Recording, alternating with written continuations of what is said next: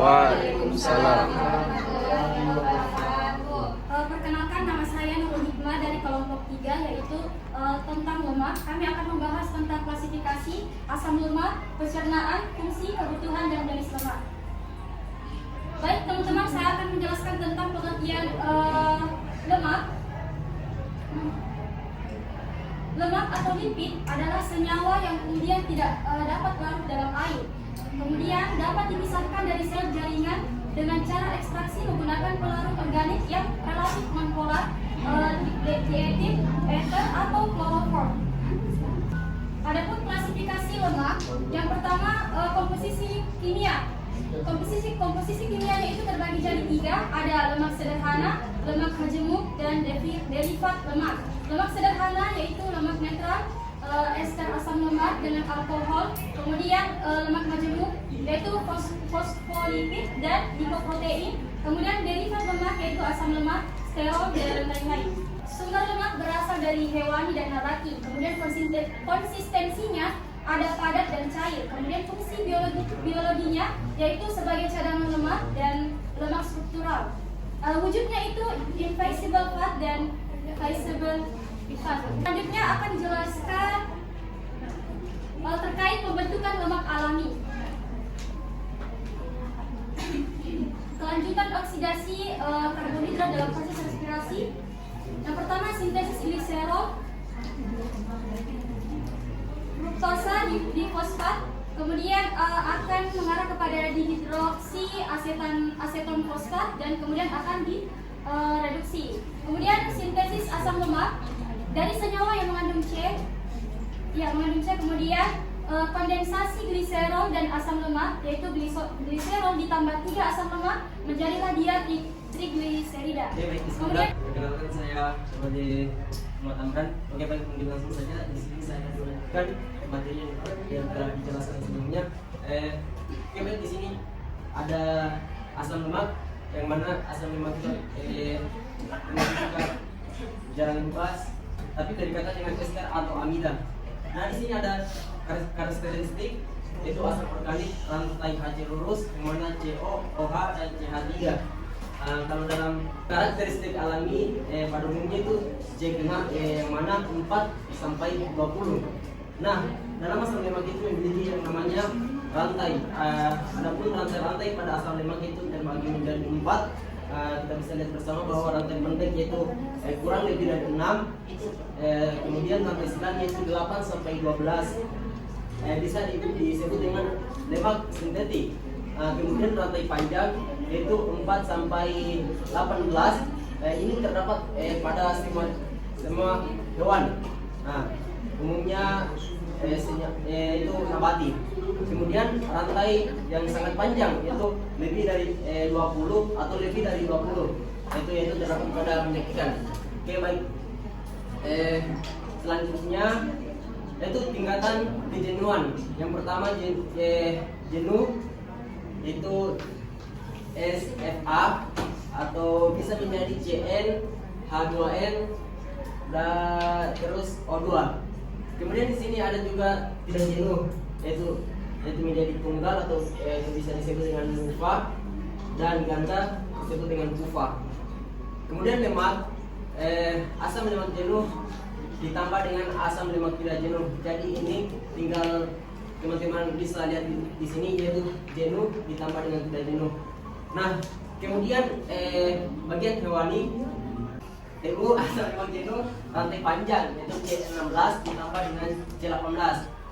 Nah, kemudian lemak susu itu 10% rantai pendek, yang mana di sini ada 4. Kemudian nabati,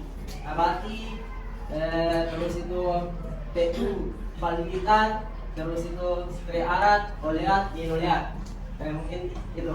Kemudian juga ada kelapa sawit, kemudian menjadi asam lemak jenuh rantai sedang yaitu C8 sampai C14.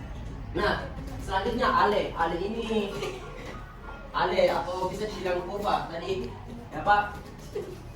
asam lemak. Nah, ale itu asam lemak linoleat sama dengan omega dikurang 6, yang artinya dalam kurung 18 dibagi 2. Nah, kemudian asam lemak inolenat itu omega dikurang 3 yaitu 18 dibagi 3. Nah, di sini ada derivat aleh yang mana terdiri dari senyawa arofidonat sama dengan 20 dibagi 4 dalam kurung omega 6 omega dikurang 6. Nah, kemudian logo saheksa logo saheksa NOA. Nah, sama dengan 20 dibanding 6 dalam kurung omega dikurang 3. Nah, ini adalah unsur kimianya. Nah, kemudian itu eicosapentaenoat yaitu 20 banding 5 yang mana omega dikurang 3. Nah, kemudian fungsi dari asam lemak ini itu untuk pertumbuhan, untuk fungsi normal semua jaringan pada tubuh. Nah, selanjutnya di sini ada definisi ALE. Defisiensi ALE pada bayi yang mana eczema dan dermatitis ini ini atau linoleat. Nah, kemudian terdapat gangguan syaraf penglihatan. Itu gangguan syaraf penglihatan. Kemudian pertumbuhan terhambat. Nah, ini adalah gangguan-gangguan ini. Nah, kemudian itu kegagalan reproduksi, kemudian gangguan kulit, ginjal dan hati. Nah, dewasa jika infus bebas lemak dalam jangka waktu yang lama. Oh, yang ini tadi gangguan pada bayi. Nah, ini kalau misalkan dewasanya itu terkena infus bebas lemak dalam jangka waktu yang lama. Oke, lanjut. Nah, ini pada anak-anak itu 2% energi total ya. Total energi. Kalau orang dewasa itu 1% total energi. Kalau misalkan ini lanjut. Nah, asam lemak omega 3. Di sini tadi ini dibilang tadi ya LNA 18 banding 3 atau omega 3 yaitu terdiri dari daun dan minyak biji-bijian. Nah, kemudian upah atau DH minyak itu terdapat dalam minyak ikan yang hidup dalam air dalam dan dingin. Nah, omega 3 yaitu plankton yang ada plankton laut. Nah, nanti kalau kita plankton untuk bentuknya yang ada di sepuluh seperti itu. Nah, fungsinya membersihkan plasma dan lipoprotein dan mungkin FL dan WL. Nah, tidak perlu kita jelaskan apa itu FL dan WL. Yang penting teman-teman sudah tahu. Nah, kemudian menurunkan produksi gliserida dan apolipoprotein dalam hati. Dan yang ketiga yaitu pencegahan PJK dan artritis. Nah, lanjut. Nah, mungkin itu saja yang akan dilanjutkan oleh materi selanjutnya. Dan bisa kita lanjutkan. Perkenalkan nama saya Muhammad Syarif Fahmi dari kelompok persentase lemak. Di mana lemak netral? Apa itu lemak netral? Di mana lemak netral ini mempunyai 98 sampai 99% trigliserida. Dan sifat dari lemak netral ini bersifat fisik, proporsi, dan istilah kimia asam lemak yang membentuknya. Di mana posisi asam lemak pada molekul gliserol. Terdapat reaksi trigliserida di dalam lemak netral yang berupa saponifikasi, hidrogenasi, acidity, dan oksidasi vitamin E. Kemudian terdapat pula reaksi trigliserida di mana reaksi trigliserida ini berupa saponifikasi, di mana saponifikasi ini berupa lemak minyak, fosfolipid, sterol pigment, yaitu sterol pigment tanpa NaOH atau bukan. Kemudian hidrogenasi dan transiliti, kemudian oksidasi vitamin E. Dan senyawa derivat lemak, di mana senyawa derivat lemak ini berupa fosfolipid. Fosfolipid ini terdapat dalam tiap sel hidup, dibentuk dalam hati. Kemudian lemak terbesar kedua, trigliserida, satu asam lemak diganti gas fosfat dan basa N. Kemudian sterol, senyawa derivat ini mengandung sterol, di mana sterol berupa kolesterol, ergosterol, dan fesisosterol. Kemudian berupa kolesterol, di mana kolesterol ini merupakan komponen esensial membran STR semua sel, kemudian komponen utama sel otak, kemudian bahan antara kunci steroid dan empedu. Kemudian senyawa dan derivat lemak, di mana senyawa dan derivat lemak ini berupa aktivitas vitamin D, di mana vitamin D itu berupa kolesterol dan dalam khusus kolesterol. Kemudian lipoprotein, di mana fungsi lipoprotein ini mengangkut lemak dalam plasma ke jaringan, kemudian komponen membran sel, kemudian prekursor metabolik aktif. 1, 2, 3. Bismillah, saya Ananda Priyanka Najila, biasa dipanggil Nabila. Kemudian materi selanjutnya mengenai pencernaan. Ini ada di mulut dan proses pencernaan. Dimulai dari mulut hingga usus besar. Mulut yang merupakan proses pencernaannya mengunyah, ditelan, dan mengeluarkan esplikase dimual. Dan kemudian ke esofagus. Di esofagus sudah tidak ada pencernaan. Kemudian di lambung, proses pencernaannya di trigliserida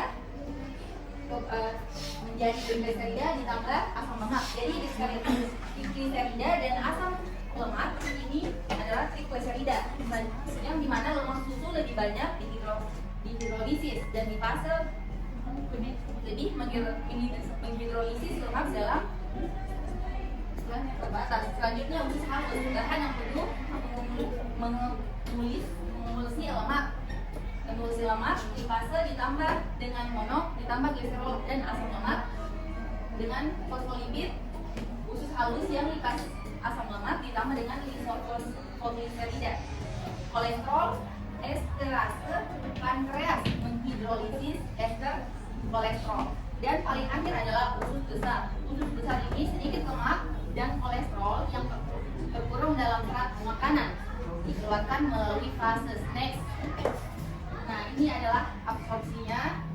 Jadi absorpsi itu semacam penguraiannya, hasil pencernaan dan hasil dengan penguraian. Yang gliserol, asam lemak rantai pendek, dan asam lemak rantai menengah. Jadi hasil pencernaan ini menghasilkan penguraian yang diserap langsung ke dalam darah. Dan yang selanjutnya asam lemak rantai panjang monogliserida diubah menjadi trigliserida di dalam sel-sel usus halus. Selanjutnya trigliserida kolesterol fosfolipid ini membentuk kilomikron, masuk ke dalam limfa, kemudian ke dalam aliran darah. Next. Nah, ini adalah metabolisme lipid. Dimulai dari makanan, kemudian usus, dan kemudian asam lemak, gliserol, monogliserida, kolesterol, dan fosfolipid. Di usus ini ada makanan dan enzim lipase, yang dimana asam lemak yang dimana menghasilkan asam lemak, gliserol, dan teman-temannya turun ke bawah menjadi asam lemak, kolesterol, fosfolipid, monogliserida, atau yang tidak larut dalam air. Dan terbagi lagi dengan gliserol larut dalam air. Jadi ada dua yang menghasilkan ini. Ada yang larut di dalam air dan ada yang tidak larut di dalam air, yang kemudian diturunkan ke sel epitel usus. Yang tidak larut di dalam air diturunkan lagi ke monogliserida plus asam lemak menjadi trigliserida menjadi kilomikron. Yang bagian larut dalam air di sini turun ke vena porta atau denum. Ini merupakan yang bisa kita mungkin sering dengar yang usus halus ya, yang untuk penyerapannya. Selanjutnya turun ke dari ini hasil tadi yang kilomikron turun ke hati dan sel jaringan adiposa. Dan terbagi lagi sel jaringan hati dan sel jaringan adiposa terbagi ke kilomikron menghasilkan asam lemak, menghasilkan gliserol, menghasilkan kolesterol, menghasilkan fosfolipid. Kemudian di hati dan sel jaringan adiposa, inilah hasilnya. Hasil dari ini yaitu lipolisis, yaitu trigliserida untuk diubah menjadi energi. Dan yang tadi ini hasil dari kilomikron, dia diesterifikasi menjadi asam lemak ditambah gliserol menghasilkan trigliserida. LDL selanjutnya turun ke jaringan lemak dan sebagai cadangan energi ini saat diperlukan, dan ini jaringan lemak yang menjadikan hasilnya sebagai cadangan energi. Selanjutnya, nah ini metabolisme lemak. Lemak dalam makanan. Ini lemak dalam makanan. Ini gambarnya, cuman tidak kelihatan, dan turun menjadi pencernaan di pencernaan saluran cerna, yang dimana lemak dicerna menjadi dia menghasilkan kolesterol, trigliserida, fosfolipid, dan asam lemak yang turun ke aliran darah, yang protein, lipoprotein menjadi kilomikron, dan turun kembali ke ini gambar hati teman-teman, kembali diurai menjadi kolesterol, trigliserida, lipid, asam lemak, dan kemudian produksinya kolesterol ke aliran darah, yang dimana asam lemak ini menjadi sumber energi untuk cadangan energi jaringan lemak. Protein, lipoprotein menjadi LDL. Baik, perkenalkan nama saya Fitrana, saya akan melanjutkan materi selanjutnya. Yang pertama itu tahap-tahap metabolisme lipid. Metabolismenya metabolisme gliserol. Kedua, oksidasi asam lemak. Ketiga, sintesis asam lemak. Anabolismenya kedua, transportasi lipid dan sintesis kolesterol. Metabolisme gliserol. Yang pertama, gliserol menghasilkan polisis lipid atau trigliserida. Yang kedua, gliserol membentuk energi melalui glikolisis. Dan ada tahapan metabolisme gliserol. Gliserol ditambah 1 gugus fosfat dari ATP dan dilanjutkan glycerol 3 sampai fosfat. Kedua, gliserol 3 fosfat dihidroksi asetal fosfat. Produk glikolisis atau glukosa membentuk prikat sampai energi. Oksidasi asam lemak. Dioksidasi menjadi CO2 ditambah ATP ditambah NADH ditambah FADH2 sebagai energi. Kedua, lipogenesis ditambah asam lemak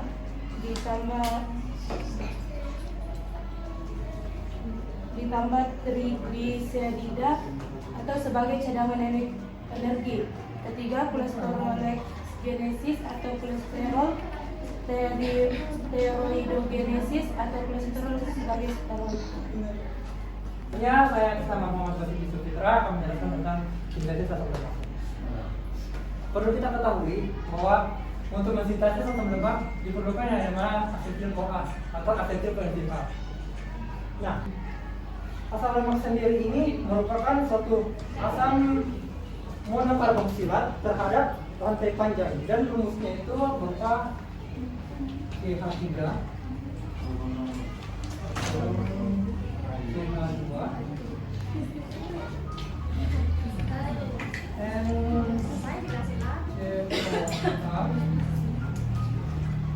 maka kalau disingkatnya itu adalah CN H2N plus 1 ini adalah rumus dari asam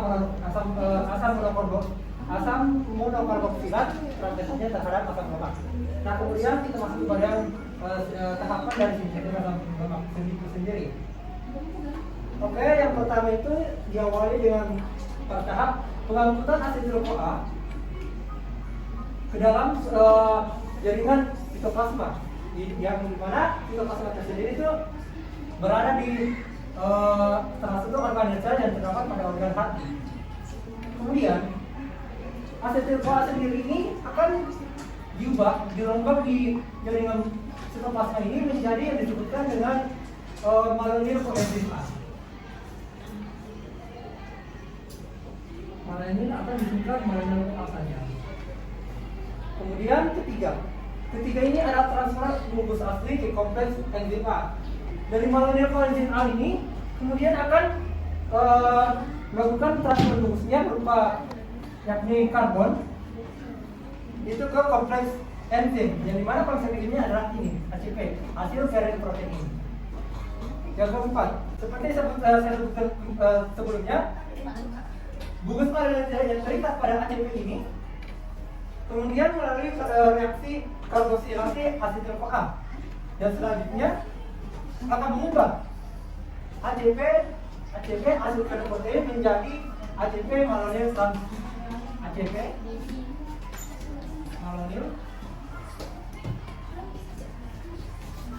transferase. Atau kalau disingkat menjadi ACP-MT. ACP-MT. Tahapan kelima adalah tahapan reaksi kondensasi. Yang dimana setelah ACP ini sudah rumus akan bereaksi yaitu asetil yang ini dan malonyl berada pada kompleks enzim, maka terjadilah reaksi kondensasi. Yang genap reaksi reduksi pertama. Asetil yang masih terikat pada erat 4 fosfopantetin direduksi menjadi beta hidroksylgel SACP dan enzim beta ketoasil reduktase. Yang ketujuh adalah dehidrasi, yang dimana senyawa yang terbentuk pada reaksi reduksi di atas yang mengalami dehidrasi pada tahap ini akan terbentuk tidak pada atom C alpha dan beta. Ikatan gandanya dalam proses penimbangan atom SACP dan jenuh. Dan tahapan terakhir adalah reaksi reduksi kedua, yang dimana enzim ACP ini mereduksi komponen SACP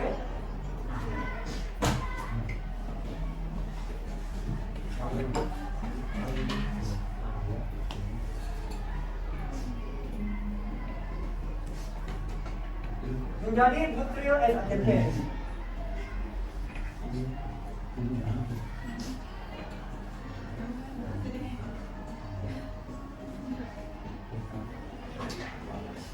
Dan kemudian senyawa yang terikat dari butyryl SACP ini akan terikat pada kompleks melalui kali 4 fosfopantetin yang kemudian dipindahkan ke enzim sintase. Oke, sekian itu sintesis asam lemak. Selanjutnya metabolisme asam lemak. Oke, kemudian metabolisme asam lemak. Yang pertama yang dibutuhkan adalah trigliserida. Trigliserida ini merupakan lemak utama dalam makanan ini dan berfungsi sebagai zat pasokan energi. Penyimpanan lemak dalam jaringan adipose ini memungkinkan trigliserida dapat dimanfaatkan kembali oleh jaringan tubuh, yakni pada jaringan adipose. Kemudian, ketika pada sel tubuh membutuhkan yang namanya energi, maka trigliserida yang tersimpan dalam glikos ataupun hari akan diubah menjadi gliserol menggunakan enzim lipase yang terdapat pada pankreas ditambah dengan asam lemak akan dikirimkan melalui pembuluh darah. Yang kemudian setiap pecahan dari lemak ini akan mengikat pecahan yang lainnya dari glukosa. Yang dimana kita tahu sendiri bahwa rumus glukosa itu ada C6 K12 O6. Yang dimana akan dioksidasi dengan enzim baik enzim lipase dan enzim pengikatnya menjadi karbon dioksida, CO2 dan H2O. Oke, sekian itu metabolisme dari asam lemak.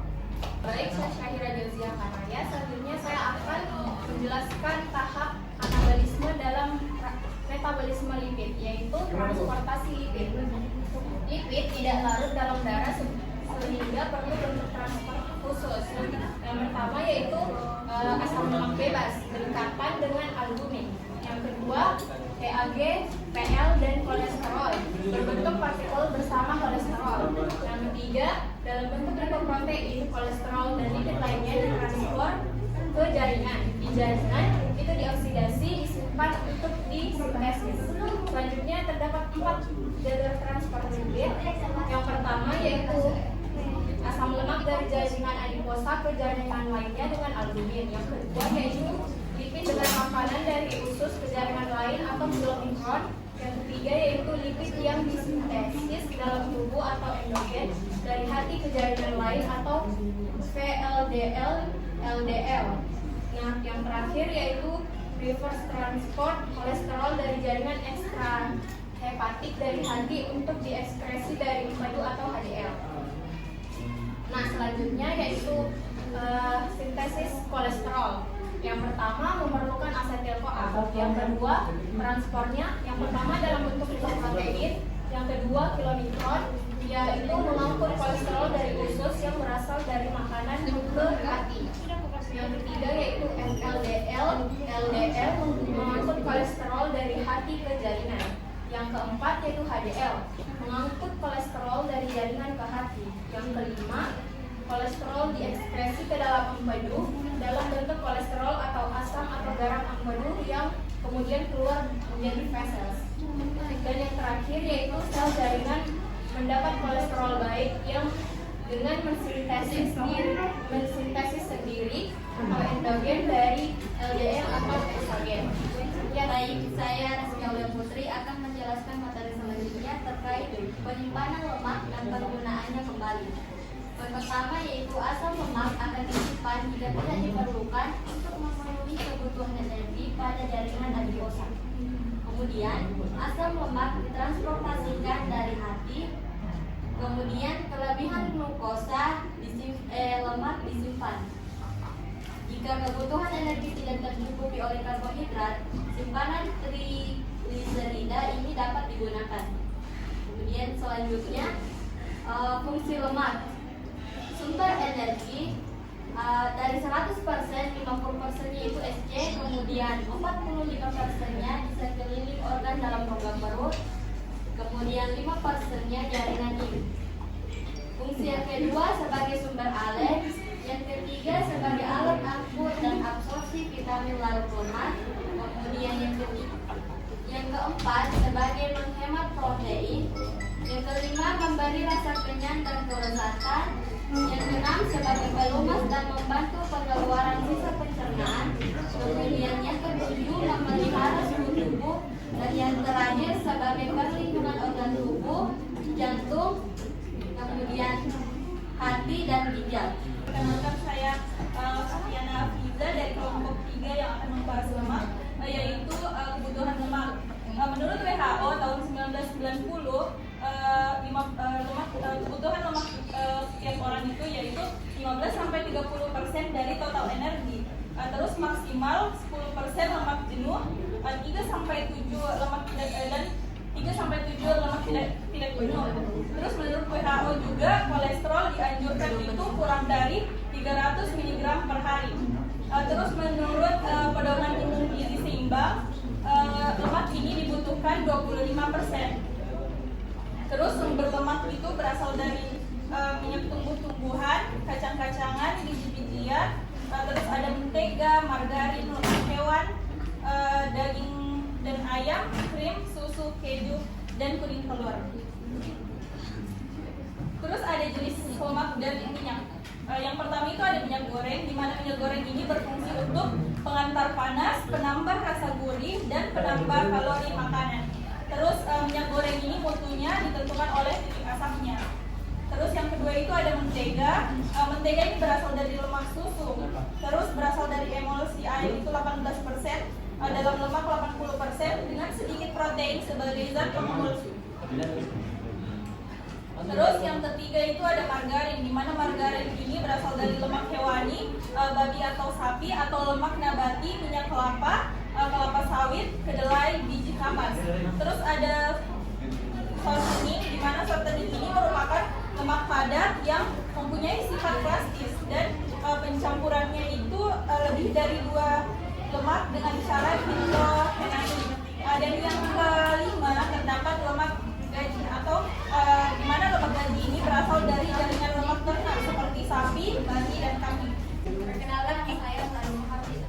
Saya akan membagikan produksi lemak. Produksi lemaknya itu terbagi 3. Yang pertama itu rendering, yang kedua pengepresan, yang ketiga pelarut. Rendering itu terdiri dari ekstraksi lemak dengan pemanasan, terus dengan air panas maka lemak mengapung dan dipisahkan.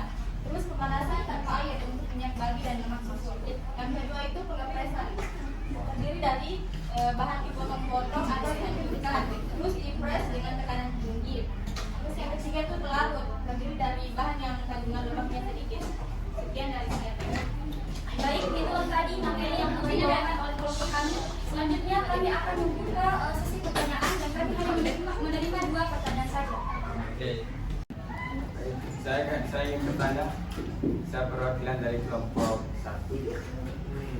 Tema-tema sudah menjelaskan mengenai kebutuhan lemak dan sumber-sumber lemak dan sebagainya. Nah, yang menjadi pertanyaannya, berapakah lemak yang dibutuhkan oleh tubuh sehingga tubuh kita ini berjalan dengan sempurna? Saya kembalikan. Baik, terima kasih atas kesempatannya. Saya perwakilan dari kelompok 2 protein. Pertanyaan saya, apakah ada proses kimia lain pada minyak dan lemak selain proses oksidasi? Terima kasih.